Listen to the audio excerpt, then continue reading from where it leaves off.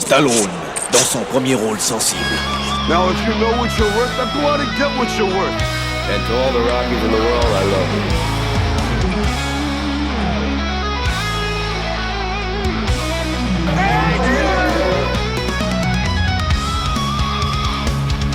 Stallone Express. Maintenant, ça va chier. Salut à tous, vous écoutez Stallone Express, le podcast qui regarde tous les films avec Sylvester Stallone et qui les classe les uns par rapport aux autres. Ça fait quelques temps que je vous ai livré mon épisode sur Rocky et cet épisode numéro 4 se fait un petit peu attendre.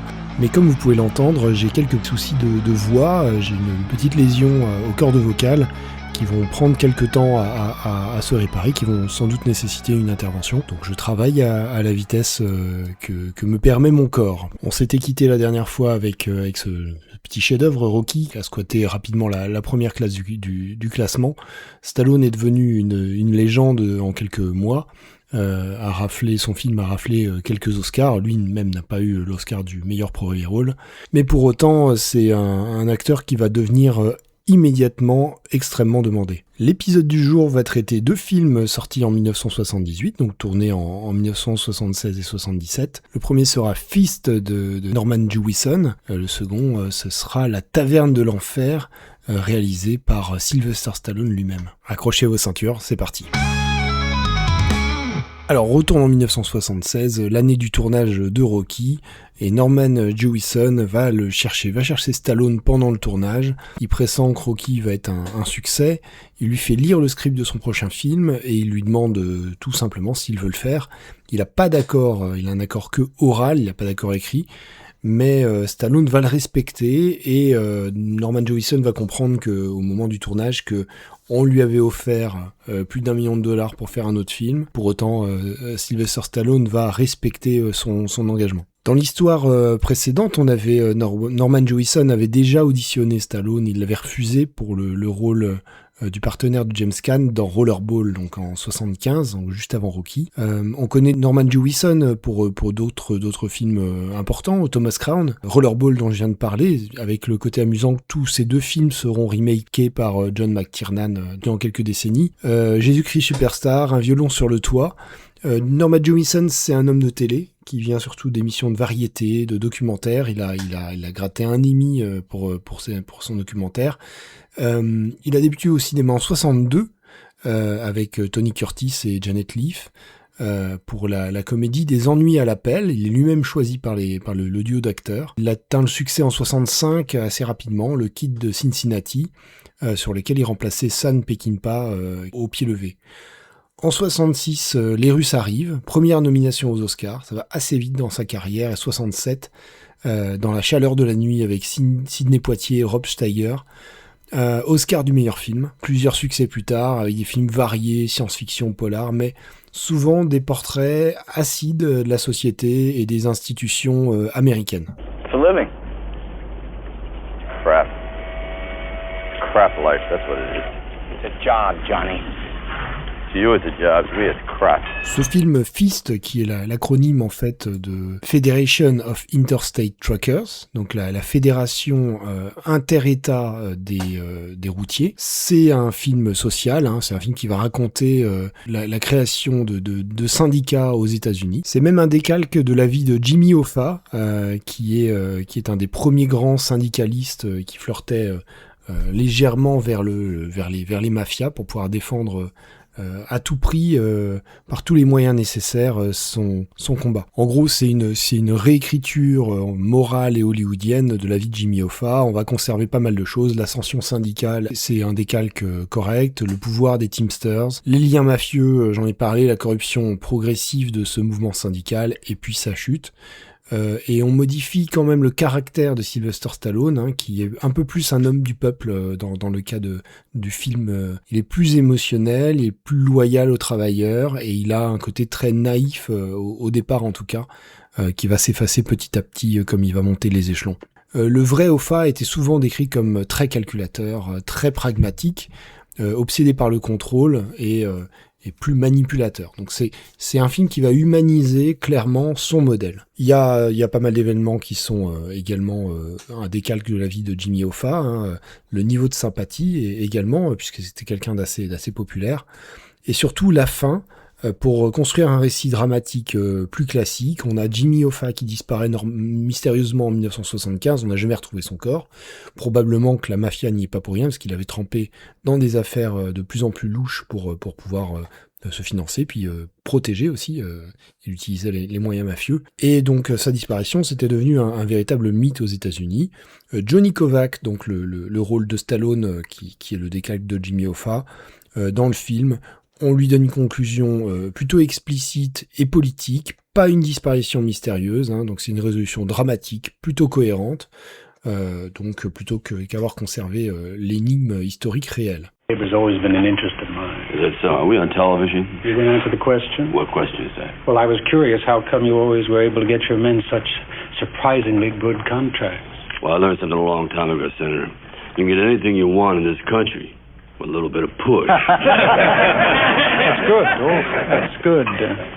Thank you, Mr. Kovac. Le film va raconter une dizaine d'années d'histoire, peut-être un peu moins, on n'a pas de gros repères historiques dans le film, si ce n'est qu'il y a quelques ellipses. On va surtout être centré autour de ce personnage de Johnny Kovac qui va évoluer, qui va progresser. On va être au début très centré sur cette usine, sur cet entrepôt, où on commence par avoir une embauche d'un manutentionnaire, 14 heures payées 8. On va voir rapidement que l'autorité va vraiment abuser de son pouvoir. Un entretien avec le patron qui va censé les rassurer, mais derrière, le coup fourré et bien entendu le patronat qui va étouffer et qui va garder le contrôle de la situation, dans un premier temps en tout cas, puisque ça lance en fait une sorte de contre-réaction pas du tout organisée au début, avec des actes de sabotage. On a en parallèle un film qui va décrire la vie privée de Johnny Kovac, avec cette histoire avec Anna, une histoire d'amour qui est un petit peu insérée au chausse-pied dans le film. Good evening. My name is John Kovac from the Union. I have a date with Anna and I'm looking for Anna's mother. I am Mrs. Zirinkas. Come in, please. Thank you. So sit down. Yes. What beautiful roses. Oh, thank you. They were having a sale, so I thought I'd buy them. Maybe we should put them in a vase? Oh, if it's okay with you, I'd just like to hold them here in my hand. Yes. Just one moment, please. Anna! Your friend is here. I'll be down in a minute, Mama. This heat is really something.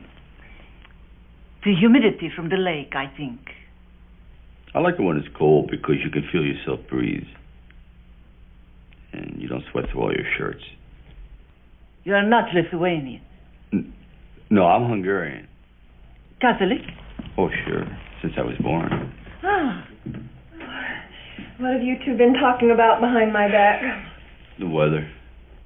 Oh, Johnny, what beautiful flowers. You shouldn't have. Well, they were having a sale, so I thought, well, why not? Thank you. Dans un deuxième acte, on a la grève qui démarre, avec qui n'était pas tellement attendue et dont les gérants de l'entrepôt ne savent pas trop comment la briser au début, et finalement ils vont essayer de la briser par la violence. Il y a des briseurs de grève qui arrivent, qui cassent, qui frappent, qui brûlent donc le piquet de grève devant l'entrepôt, et la police qui vient disperser au jet d'eau. On a bien sûr un pétage de plomb avec un des syndicalistes qui va foncer dans la police en camion et qui va se faire tuer. À partir de ce moment-là, on a une structuration du syndicalisme, avec Johnny Kovac qui va prendre le lead et qui va organiser son syndicat. Il va y avoir bien sûr en coulisses des manœuvres pour pouvoir le contrôler ou pour pouvoir régler la situation d'une autre façon. Il y a une bascule potentielle vers des pratiques mafieuses. On bascule dans un monde de cigares et de costumes alors qu'on était vraiment dans un monde d'ouvriers. On a une ellipse, donc Stallone qui a maintenant des cheveux grisonnants, Johnny Kovac qui a pris la tête de l'Union, Donc après un chantage, on a des guerres intestines, des piquets de grève non approuvés, et le fait que ce mouvement de syndicalistes devienne quelque chose d'institutionnel est un petit peu compliqué, d'autant que il y a quand même des accointances avec la mafia qui est très développée à l'époque. Le film se termine ensuite un peu comme un film de procès avec une conférence de presse et une accusation de manigance et de collusion avec la mafia, la justice qui veut le faire tomber et met en jeu tout ce qui est tendancieux entre le perso et le pro autour de Johnny Kovac, et le meurtre d'un casseur de grève qui a lieu au tout début de sa carrière. Isn't it a fact that you continually and repeatedly beat him about the head until you caused his death? It was self-defense. Answer the question, Mr. Kovac. Did you commit murder in 1938? Or more importantly, did you conspire to arrange for the murder of Abe Belk in less than 12 hours? That's a lie! I'm not going to sit here and be accused of all kinds of things without a shred of evidence. Answer the question. I tried to give you the truth. You don't want the truth. Abe was like my brother. You're not answering the question. We're not together. We built this union together. The hell do you know about anything? You just want to see your name in the paper next to a bunch of goddamn lies. Tout est bon pour le faire tomber. Et ensuite, on a donc une scène glaçante à la fin avec le meurtre de Johnny Kovac, et puis cette scène de Helena qui disparaît. On l'attend dans l'escalier. Et puis donc ensuite ce final avec les syndicalistes poing en l'air qui vont commémorer en fait la disparition de ce personnage. What are we? What are we? What are we?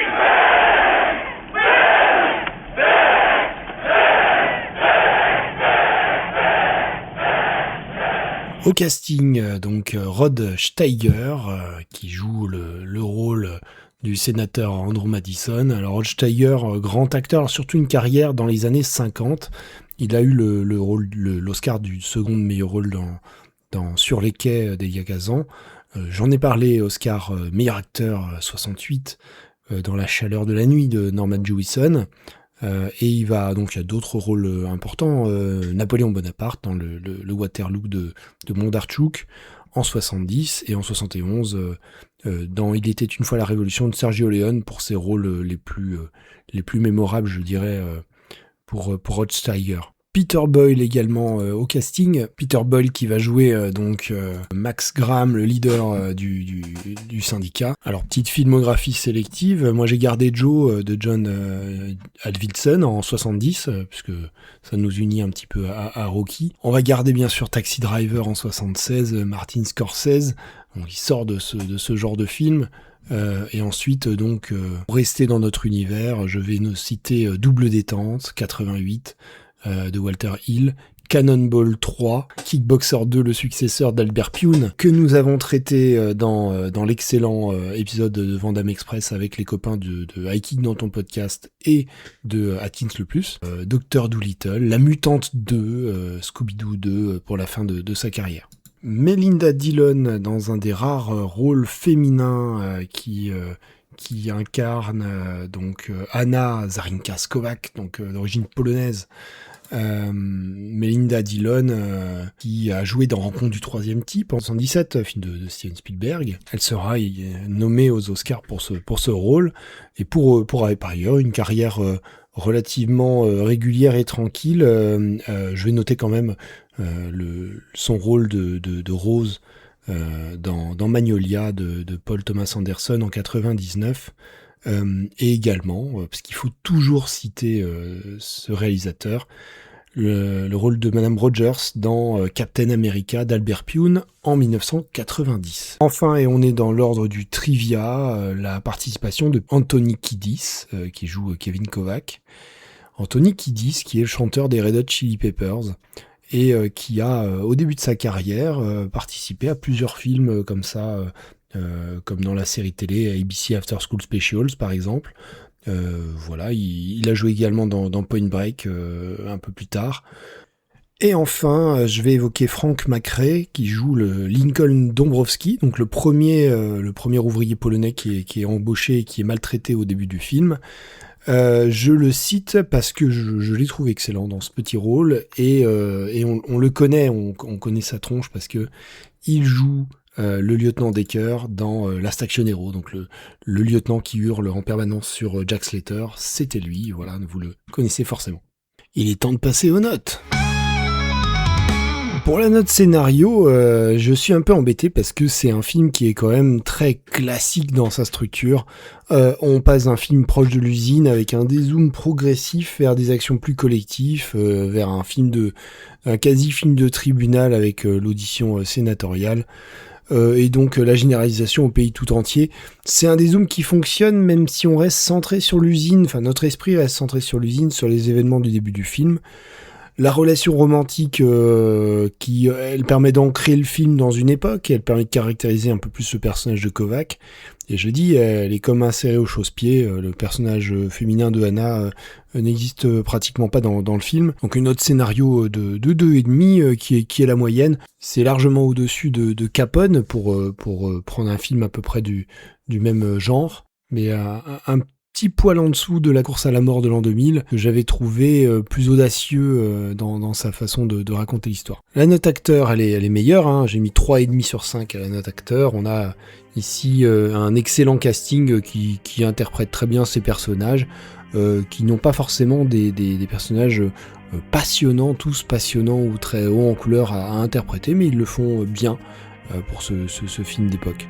3,5, c'est la note que j'ai mis également à la réalisation. On est sur un film qui est de bonne facture, qui est élégant, qui ne fait pas d'esbrouf, mais qui utilise très bien ses décors notamment. Enfin, on arrive à la note L'œil du tigre qui sanctionne la prestation de Sylvester Stallone. Je lui ai mis la moyenne 2,5 sur 5.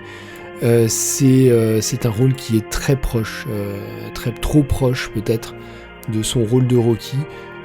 Pour transformer l'essai et pour se dire qu'il est en train de tout exploser.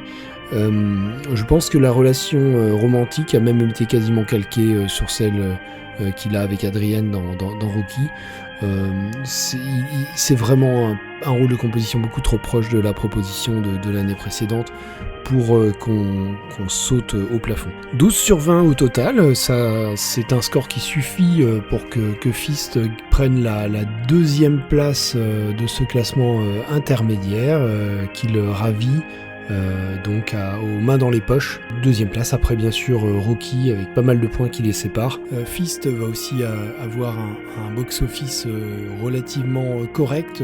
Vis-à-vis de Rocky, c'est quand même un petit peu décevant puisqu'il va rapporter au total 20 millions de dollars pour un budget de 8.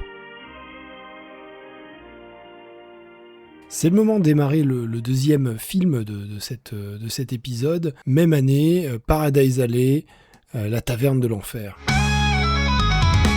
Le film s'ouvre sur le logo d'Universal des années 40 et également sur un générique avec des garçons, des gars qui courent sur une chanson chantée par Stallone lui-même. Ça nous met tout de suite dans l'ambiance.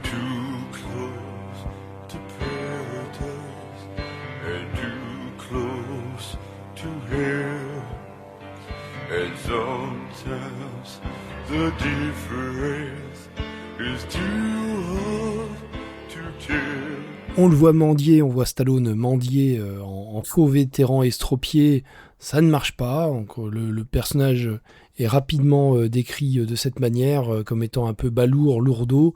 Il y a une scène de drague, il va draguer la fille qu'il convoite. Un peu comme dans les deux films précédents, un peu lourd également, et on arrive dans un cabaret où on a Stitch qui loue des femmes pour des danses avec des soldats en permission. Rapidement, on nous dépeint les deux autres frangins qui couraient dans le générique. Donc on a Lenny et Victor, qui sont les frères de Cosmo, joués par Stallone. Ce sont trois frères très très différents, ils galèrent, ils survivent au jour le jour, on le voit rapidement. Cosmo est le plus agité, un peu fou, très entreprenant. Il mendie dans la rue, il essaie de faire des spectacles. Il y a Lenny qui est un ancien combattant blessé, qui est plus entrepreneur, lui qui est... l'un est entreprenant, lui est entrepreneur, il travaille dans les pompes funèbres, il est plus taciturne, on le sent cassé. Et il y a le plus jeune, Victor Carboni, qui est un simplet très très costaud, très musclé, même s'il ferait pas de mal à une mouche. C'est un personnage qui me fait penser directement au colosse des souris et des hommes de Steinbeck. On a très vite une entourloupe qui est montée par Cosmo, avec Victor qui va vaincre le catcheur Frankie, qui est considéré comme l'homme le plus fort du quartier, dans un bras de fer. Un bras de fer, ça va être un thème qu'on va retrouver dans un prochain film. Et donc dans cet établissement multifonction, hein, qui fait bar, qui fait salle de catch, salle de bras de fer, qui fait cette partie catch, qui sont plutôt des combats de rue sans règles, dans la boîte de nuit souterraine, au sous-sol de l'établissement.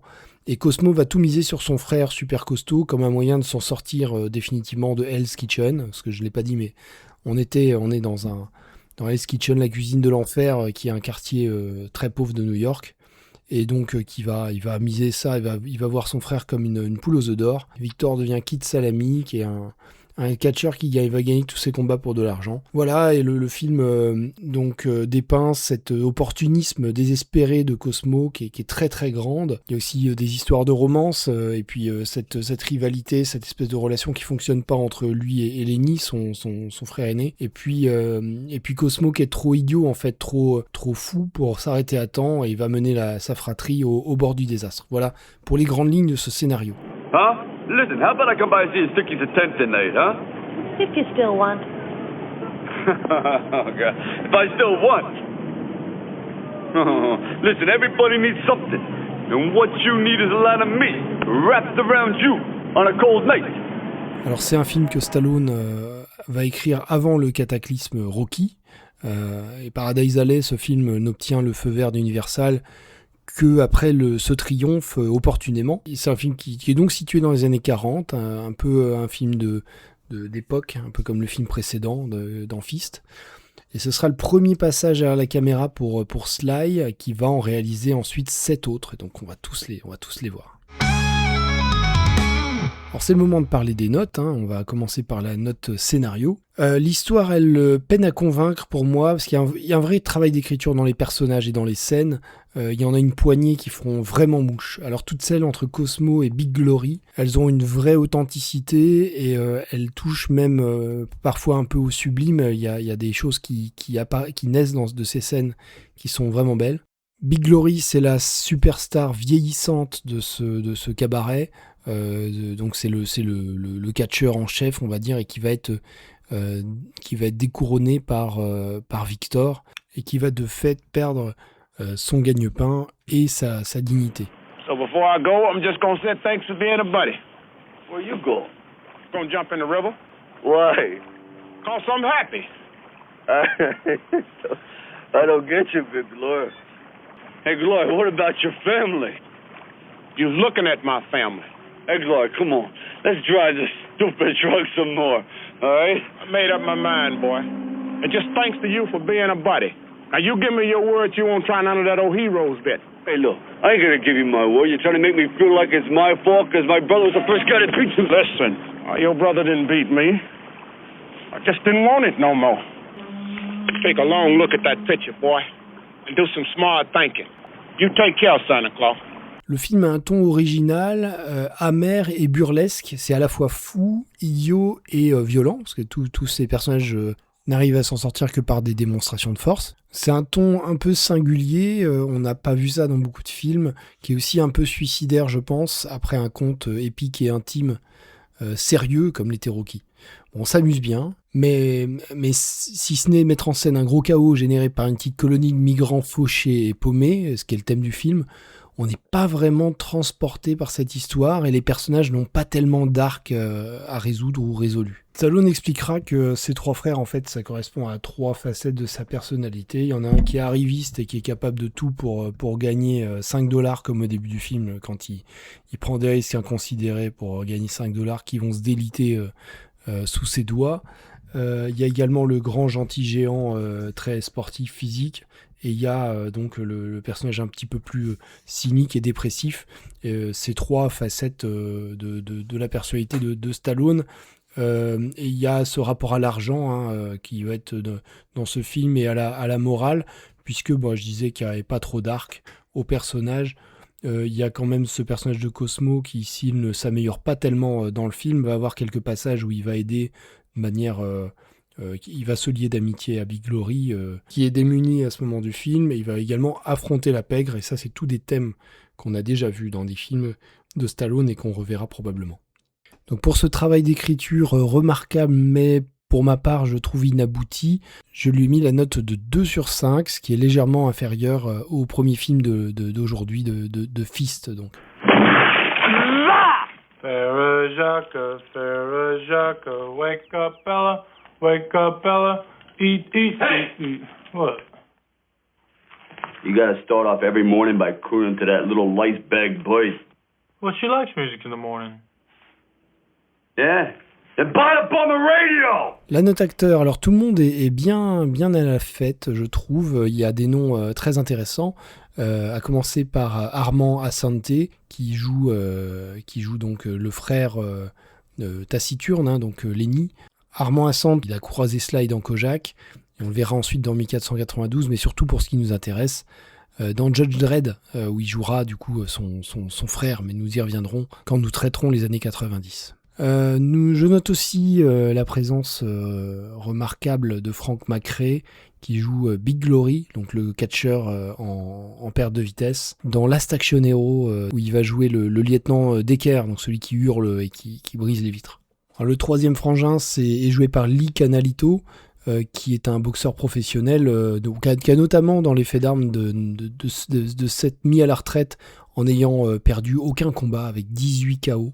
Il a peu à jouer dans ce film, mais il le fait bien, il a une belle présence et puis il joue très bien le niais. Il aura une toute petite carrière d'acteur, il jouera dans 2 autres films dans les années 80 et dans un épisode de Magnum. Le reste du casting joue très bien son rôle, je pense à Kevin Conway en mafieux très très classique, et puis Anne Archer qui en rare présence féminine, une actrice qui aura une belle carrière et qui aura touché du doigt l'Oscar dans Liaison fatale de Adrian Lyne en 87.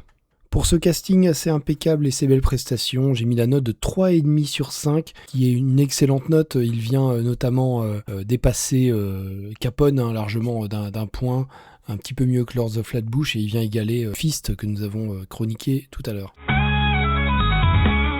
Arrive la note réalisation. Alors nous avons une réalisation un peu classique, mais burlesque tout de même, qui fait penser à des films de Chaplin avec des plans assez simples et des gens qui vont venir occuper le cadre largement et se déplacer dans le cadre. On a une colorimétrie d'ailleurs presque noir et blanc avec des rouges très intenses. On est dans les années 40, donc il essaye de matcher aussi à une colorimétrie et une cinématographie un petit peu d'époque, tout en le modernisant un petit peu dans la façon de mettre en scène. Puisque les scènes de catch, il y en a quelques-unes, elles sont super classe. Elles sont filmées avec une très belle lumière et on voit toute l'expérience de Rocky pour mettre en scène tous ces mouvements et être à l'intérieur du combat. À la fin, quand il y a la pluie qui vient s'installer dans le combat et dans ses multiples mouvements, c'est très dynamique et c'est beau. L'image est assez belle. Le montage, lui, il est de facture assez classique cependant, tout comme la musique.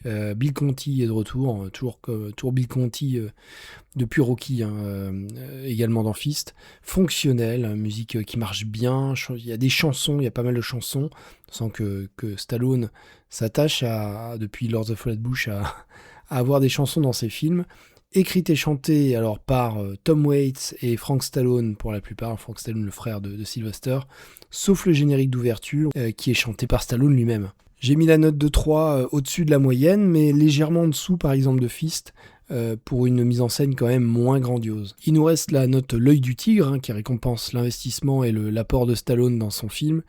On peut pas dire qu'il soit peu investi, il est à l'écriture, à la réalisation, au rôle principal et à la chanson, mais c'est un rôle qui compose un peu entre Rocky et Lords of Flatbush pour un personnage qu'on a déjà vu et un style qui décontenance un petit peu. Je ne pense pas que ça le serve réellement dans sa carrière et que ça le mette en valeur. J'ai mis la note de 2 sur 5, qui est un petit peu sévère. Je l'ai trouvé un petit peu en dessous de sa prestation de Fist, je trouve, sans doute parce qu'il était à la fois au four et au moulin. Pour ce qui est du bilan, alors le film il a du cœur, il a de bons combats de catch, il a des personnages crédibles, bien écrits, des moments drôles, des scènes surréalistes, parfois saisissantes. Il y a même une presque fin à la Rocky qui prend un peu aux tripes, qui voudrait fonctionner, j'imagine, comme un miroir, un peu comme offrir une facette inédite de Stallone au spectateur, mais ça marche pas tellement jusqu'au bout. Par contre, c'est du pur divertissement. Le film ne répond pas du tout à un cahier des charges pour marcher en salle, et ça c'est très casse-gueule. Mais on passe un bon moment, on s'ennuie pas du tout. C'est une œuvre vraiment originale et décalée, étrange, qui est sympathique, mais plus sympathique que passionnante. C'est un film qui obtient la note de 10,5, donc la moyenne, à peine plus que la moyenne, et qui vient par contre se classer en 3e position, derrière Rocky et Fist, et juste devant La course à la mort de l'an 2000. Au niveau box-office, c'est un film qui va être remboursé, tout juste remboursé, 6 millions de budget estimé, il va à peine gagner 7 millions et quelques dans le monde. C'est bien entendu une année un petit peu décevante pour Stallone qui devait être attendu après l'explosion de Rocky, de films un petit peu moyens, un peu décontenançants, mais on sait que le potentiel est toujours là, on voit que c'est un personnage attachant et un acteur qui en a sous la pédale, mais pour autant il va falloir transformer l'essai et il n'aura pas 30 occasions de le faire, il le sait. Je vous donne rendez-vous dans l'épisode à suivre, l'épisode 5, qui va traiter l'année 79 et un unique film, Rocky II La Revanche, réalisé par Stallone lui-même. On veut croire qu'il veut rebondir très vite après ces 2 semi-échecs.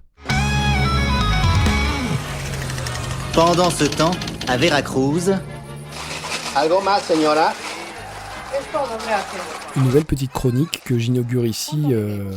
Comme Stallone Express évolue chronologiquement, on va essayer de jeter un œil sur les concurrents, à commencer par Jean-Claude Van Damme, qui va lui, sur cette année 78, écumer les tournois de karaté en Belgique et en Europe.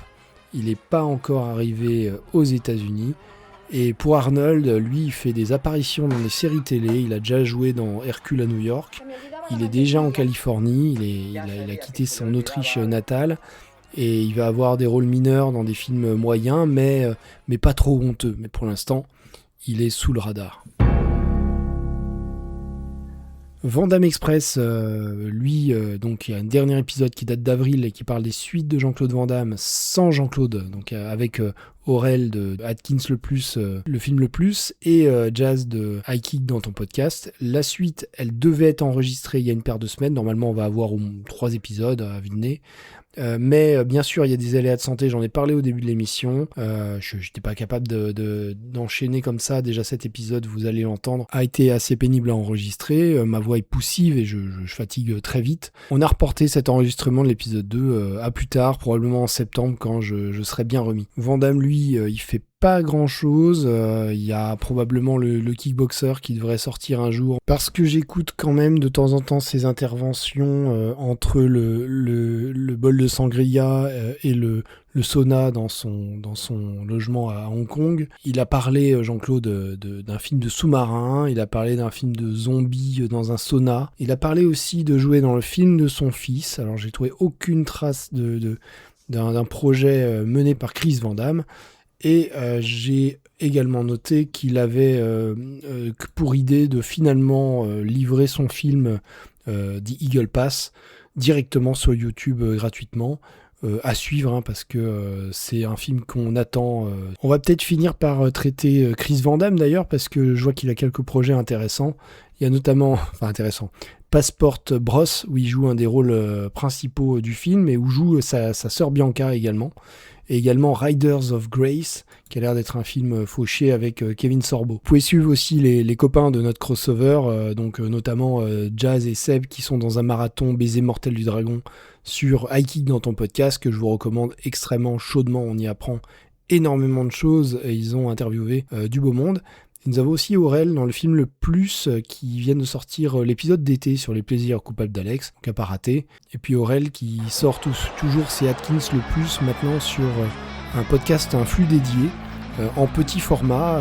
Il sort en 2-3 épisodes chaque opus. Actuellement, Accident Man, l'épisode 14, un film important pour le ninja britannique, qui est donc à la tête d'affiche et également dans les co-scénaristes, puisque c'est une BD qu'il aura écumé quand il était gamin. C'est la fin de cet épisode qui a été un petit peu compliqué à tourner. Je vous souhaite un très bel été et je vous retrouve à la rentrée avec un peu plus de basse et un peu plus de souffle. Salut. Stallone Express.